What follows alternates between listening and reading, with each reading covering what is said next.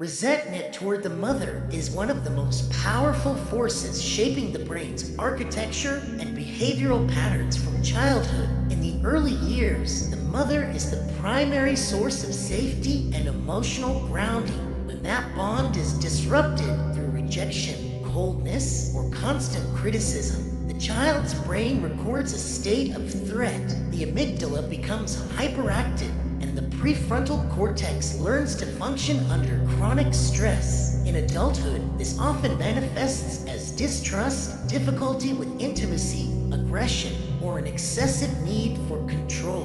Many of the individuals I've profiled share the same story. Their anger was directed at the very figure who should have been the source of warmth and security. That anger became fuel, shaping how they saw the world and how they reacted to other people. When I analyzed the places where they acted out their impulses, it becomes clear that many of them were driven by deep childhood resentment and insecurity. And yes, they make up the majority. When I sit across from these people, I try to imagine how their brain encoded that pain and what it's doing with it now. Understanding this connection doesn't excuse their behavior, but it helps me see where the system broke down and how that pain eventually became a weapon against the world. Long-term stress physically reshapes your brain.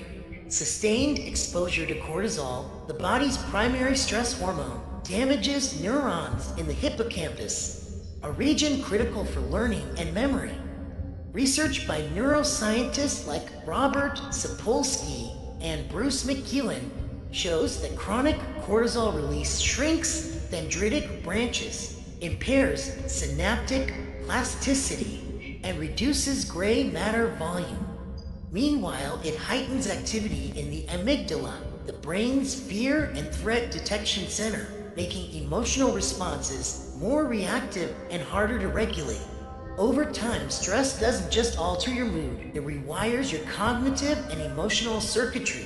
And the longer it lasts, the harder it becomes for the brain to recover. Adrenaline addiction is a state in which the brain becomes accustomed to constant surges of stress hormones and begins to seek new triggers to activate them. This process is linked to the hypothalamic pituitary adrenal HPA axis, which regulates the stress response. Each time adrenaline is released, the brain activates the amygdala and the reward system, creating a sense of heightened arousal and control. Over time, this sensation becomes a form of fuel, and the person starts consciously or unconsciously creating stressful situations to achieve the same emotional high. In more severe cases, adrenaline addiction can be paired with reduced activity in the prefrontal cortex, which diminishes the ability to inhibit impulses and evaluate consequences. The brain essentially drives the person toward risky actions, ranging from extreme activities to attempts to fully control those around them. This may appear to be a calculated strategy,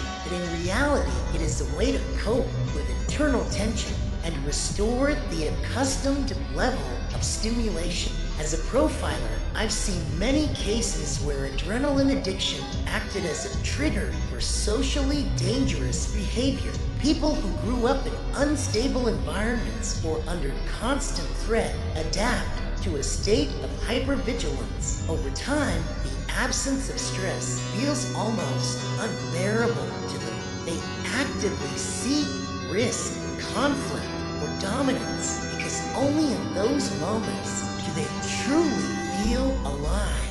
The earlier this predisposition is identified, the greater the chance of correcting it. This is why I'm deeply impressed by the approach of World of Geniuses. Through their quantum G testing, they can determine a child's unique neural architecture and zone of genius. This allows parents to guide the child into areas where their brain functions at its highest potential. It's an opportunity not only to identify and nurture a future genius, but also to reprogram the brain's reward system to respond to breakthroughs and discovery rather than chaos and stress.